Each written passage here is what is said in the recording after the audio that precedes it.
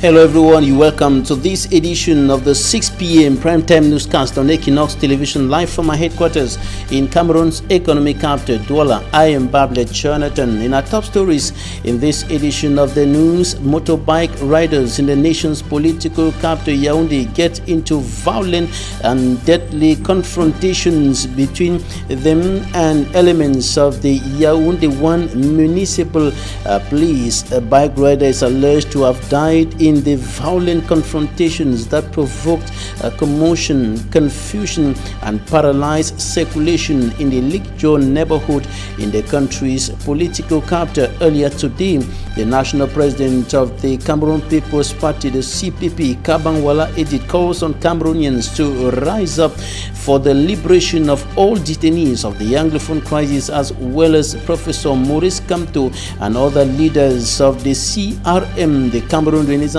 Movement political party, as well as the militants who have been arrested and detained in different incarceration centers in the nation's political capital.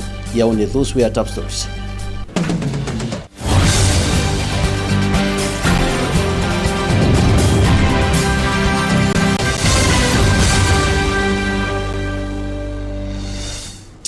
The situation has continued deteriorating in the two Anglophone regions of the Republic of Cameroon, the northwest and the southwest regions of the country, since the peaceful protest initiated by some teachers and lawyers in October 2016 quickly switched into to an armed conflict in those parts of the country. Yesterday, the governor of Southwest Governor Bernard Okalia came under attack by separatist fighters for a second time. His convoy was attacked in some localities between the southwest regional chief town Boya and Kumba. He was en route to the Kumba district hospital, recently set ablaze by unidentified individuals. Details in this report compiled by Fomi Armstrong Sander. This is what remains of the vehicle of Bernard Okalia, governor of the southwest region of Cameroon. It is an image imposed by separatists who dared the governor again on his trip to one of the trouble-hit divisions in the crisis-stricken southwest region.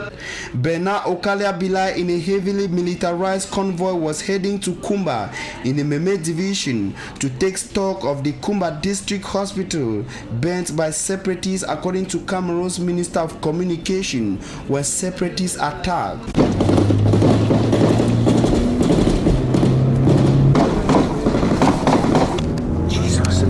After some minutes of gun exchanges between separatists and Cameroonian defense and security forces, some close to 10 persons, among whom a female journalist who was part of the governor's convoy, sustained injuries.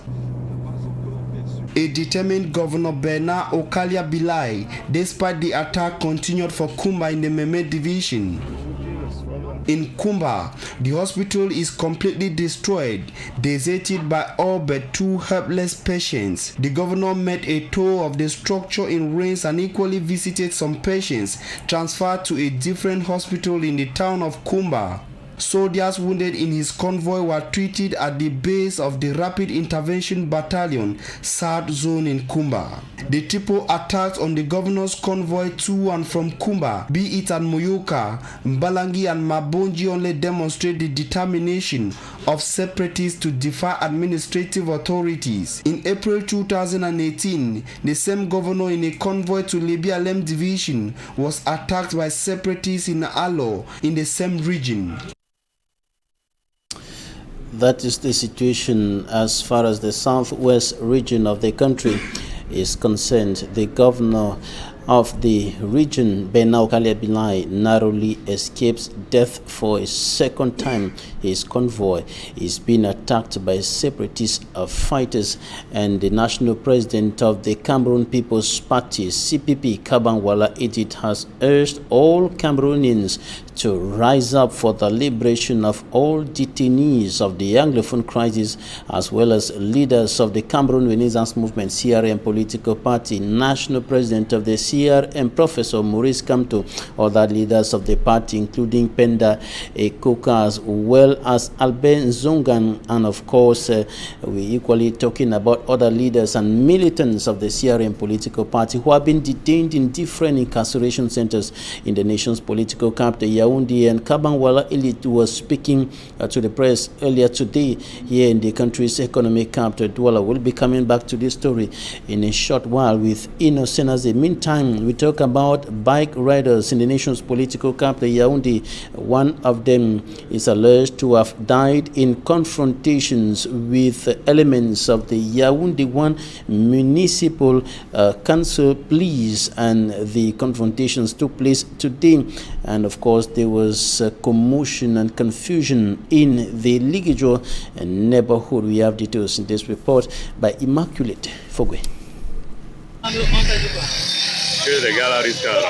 Disgruntled commercial motorbike riders in Cameroon's political capital, Yaoundé, are expressing their anger over the alleged death of a bike rider after confrontations with elements of the Yaoundé Council Municipal Police in a Ligue-Edouard neighborhood.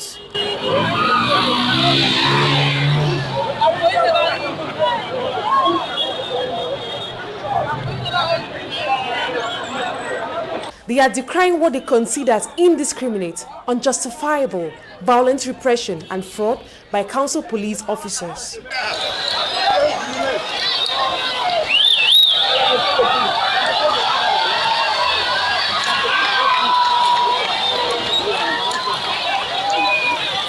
Enough is enough. It's enough. Let the council people try to see into consideration the situation of the motorbike people. Because the way they are behaving, even when you have your documents, they still hold you and ask a certain amount of money from you. So enough is enough. And the government should also try. The government should also try and see how they can tell the people in order to know how to function with us.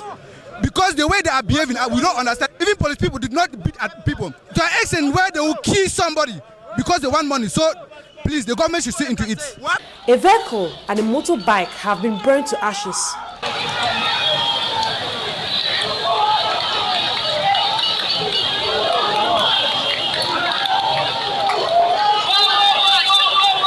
Circulation around this area have been paralyzed.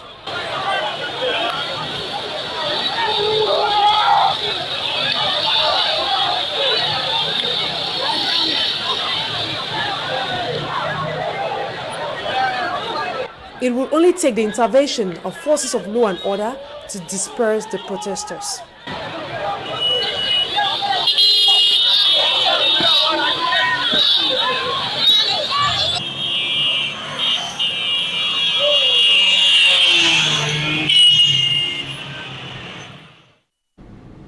And I told you earlier, the national president of the CPP, Kabangwala Edith, has called on all Cameroonians to rise up tomorrow, qualified as Black Friday.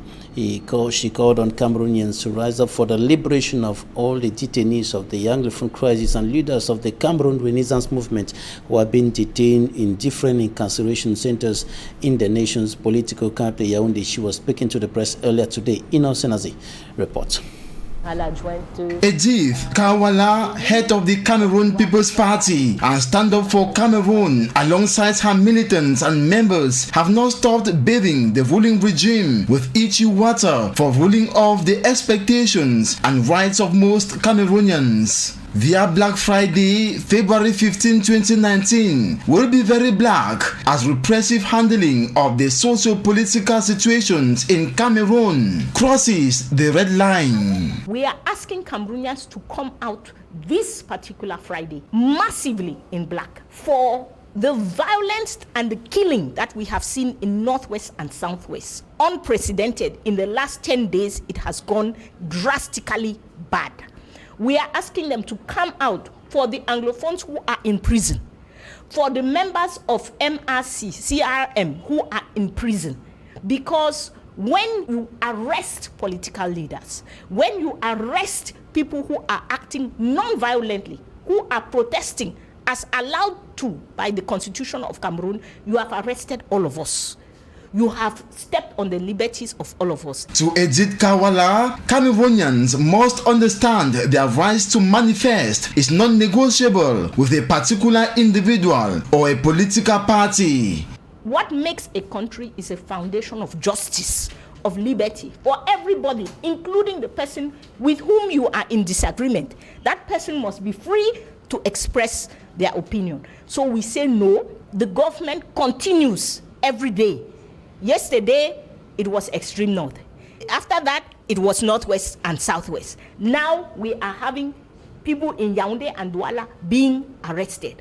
We cannot wait any longer. We cannot think that it will happen to my neighbor, but it will not happen to me.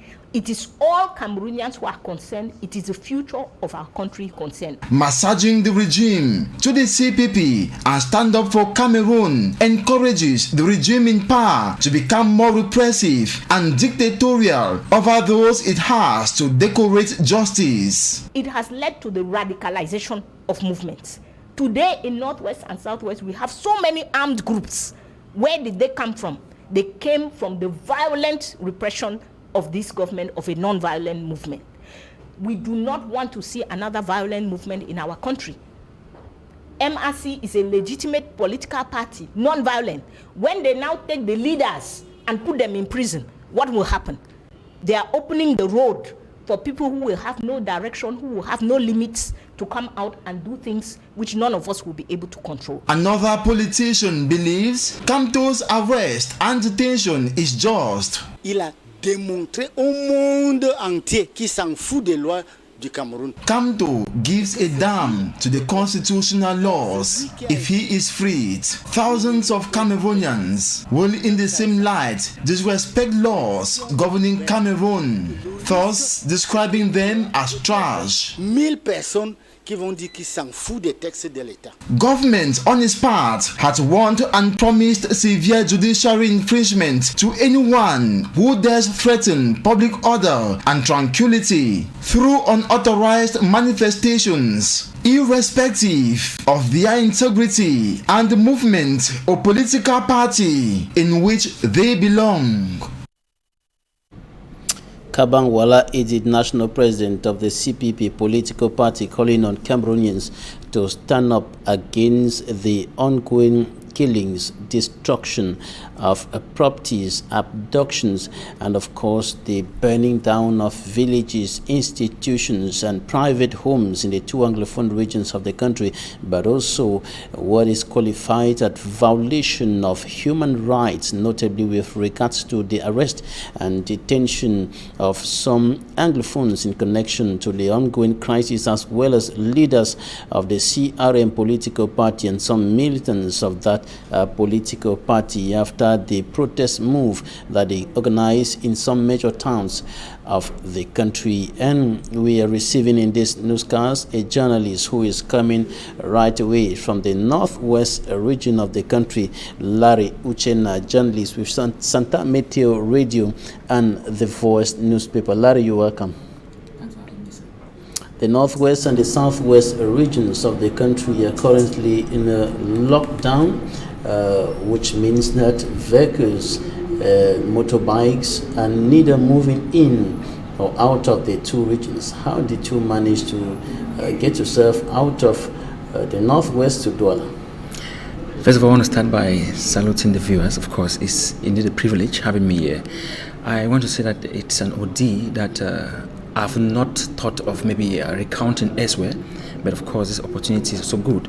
It was really a terrible scene, terrible act that we actually did. We call it a move of strength and might, because we had to undergo lengthy moving. We walked from a very long distance. I mean, living Mancon, and when I say Mancon, I mean in-depth inside Mancon, and walking through Mancon in a dead city, crossing from Mancon, which is Bamenda 2, to Bamenda 3, and getting into Bamenda 1 to find a bus that could take us out of the northwest region. It was a terrible scene, terrible, something I can just say I've never witnessed before. You were trekking through the bushes or the streets or behind people's homes and so on, or how? The incident, the whole thing is that I was actually moving on the road, and when I see a car coming, I don't need to know whether it is a civilian car or a military car. I will just enter the bush and stay there.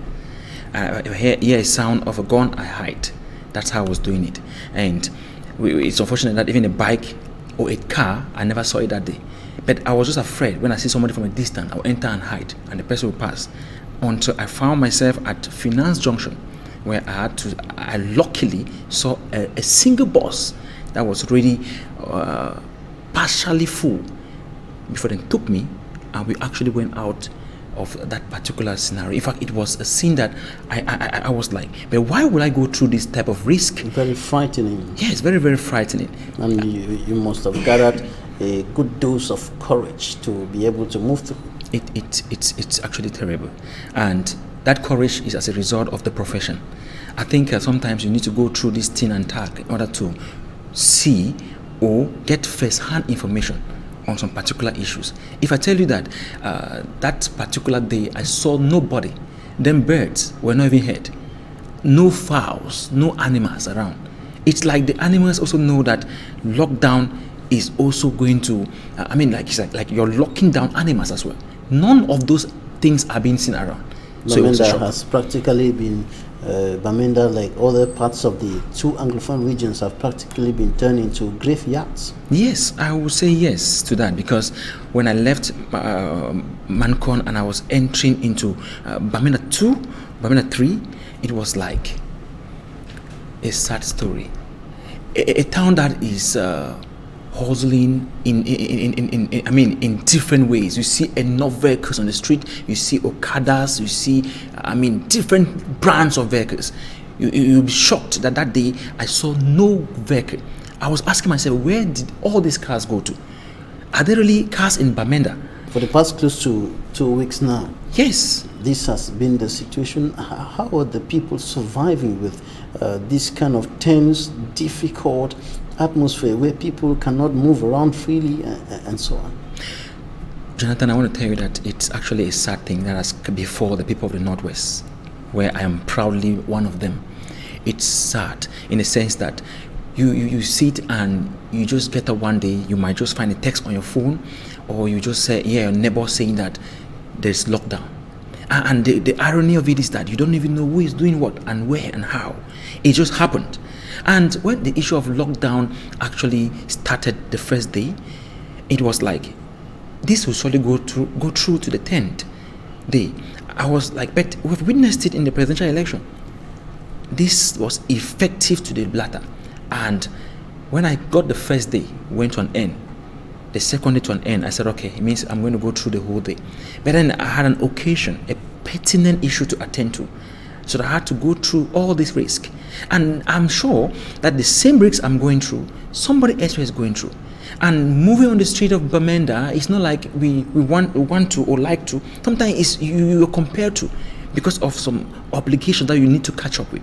With the markets shut down, the shops closed, the agencies and all the motor parks equally closed, all activities grounded. How have people been surviving for close to 10 days today in this kind of situation? It's not something for me to keep recalling. There's always a message that comes and say you should get food stuff and stock your house when these 10 days approach, or when you want to start these 10 days. Oh, you receive a message like that? It's unanimous, of course. Even online, you get all these type of messages coming in. It's all over the place. You don't need to be told. And the idea here is that once you have such a message, or one or two, three people tells you, you need to respect it, whether you like it or not. And the idea of buying food, when you just hear it, they say lockdown, 10 days lockdown. I had to fill my house with food. Enough variety, and sometimes you might not even have that interest, that zeal to eat the food, not because you cannot eat, but because of somehow the fright. The town is quiet, and there's this joke that somebody actually told me one time. He says the town, Bamenda town, is quiet to an extent in which you could hear somebody speaking in Bafoussam in the West region, and it sounds so strange. And as a journalist, practicing journalism in the two Anglophone regions of the country has become more or less a death trap. How are you going about your job in this difficult terrain? What are some of the challenges? Yeah, I want to say it's also really a challenging issue, because first of all, we don't have access to adequate information, in the sense that we see it sometimes. We get up and somebody has been shot, we don't know by whom or who did what, what was the circumstances leading to the person's death. And sometimes you need to catch up with a certain report from your hierarchy, like you actually rightly mentioned, and with a voice. And sometimes you get a report from the headquarters saying that, Larry, give me this report in this maybe 25-30 minutes. Now, how will you get the facts? Dead town, you cannot move, there is no vehicle, there is no bike, there is nothing nobody can access information from. And it's like you just need to keep quiet, because sometimes if you give the information and you don't actually give the accurate information, it's a problem. And now we're finding ourselves in a fix, middle of somewhere, like for instance in an ocean, middle of an ocean where you don't know the right direction to take. Now it is very difficult, Babila, I want to tell you this, to gather information now in Bamenda, especially when it comes to these lockdowns and coming with curfew and all these things. It makes it very difficult for us to get information. Laary, UCHENNA journalist with Santa Meteo Radio and The Voice newspaper. Thanks for coming. I'm so grateful. On to something else now, ladies and gentlemen. About 3 shops were consumed by wild flames earlier today at the Denye Poto neighborhood, not far from Terminus Saint-Michel here in the economic capital, Douala. It was a serious fire incident that consumed almost everything on its way, and before the arrival of rescue soldiers, the flames had ravished practically all the 3 stores that were consumed or were caught up in the flames, and the population struggled to no avail to quench the flames. Now here's an extract of witness. I came back from work just for a reason. That's my landlord. The place that got burned is my landlord's place. So I just came back from work. It has not stayed. I was in the house. He came and met me in the house. It's not up to, let's say, an hour. Light went off. After that, I discovered that something was smelling. It was as if fire was burning somewhere. But I did not get into that because after that, light came back. So a few minutes after, I just heard somebody was knocking at the door, pum, pum, pum, pum, pum, le feu, that there was fire everywhere. All of a sudden, I came out, I discovered that the whole place was already on fire. So I don't just know how it happened. Whether it was that light came like that, on coming back, it came with force, or how, I don't know. How much store burn? How much store burn? Three. This other store, the first one of my landlord, the other shop, he's selling this in beer, it's a bar. So the other one, they are selling these parts, like this wire stuff. Then the other one, we have bed sheets, mantras, and chairs. Enormous material damage recorded in that fire incident last night here in the economic capital, Douala, and it should be noted that thanks to the arrival of rescue soldiers, the flames were prevented from spreading further to nearby buildings. Now, we talk about the training of some women and young persons today at the Art and Craft Village here in the economic capital, Douala, who the women and youth were being trained on how to set up cooperatives in order to bring together or put together their capacities in view of making better impact and producing more and making more benefits in all their economic endeavors, notably with regards to the production of agricultural products in the Republic of Cameroon. And they were being encouraged to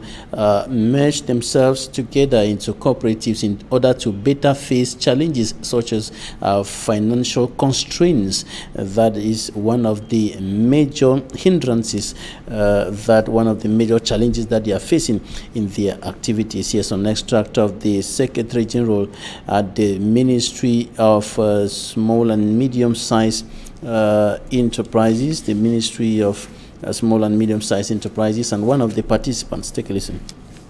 Swap is absolutely necessary because our population, they don't have the know-how. They don't know how to manage to create society first and collective societies, business societies, I mean. that we want to show them, to learn, to teach them how to create that kind of societies, how to work together to manage better the business and to earn more, to have more benefits. For this workshop, there are mostly women and youth. That's it's because the youth are so many are most in employment, and the women, we are more than men, and we have that those people to teach. My name is Chick Marcelo Smute. I am the general coordinator of the Association for Vulnerable Persons, in short ASAVP. Why I come here is because I think it is necessary that, as you have heard from the themes there, that most of the associations should become cooperatives, and I think that to be a cooperative is very necessary in a evolving economy like ours. I will just go and also organize another seminar in my association and tell them exactly what I've got from here, and they will be pleased enough to understand that we need to move forward. If we want to evolve, we need to join as a group. That's it, ladies and gentlemen, for this edition of the news. Thanks for staying with us. Goodbye.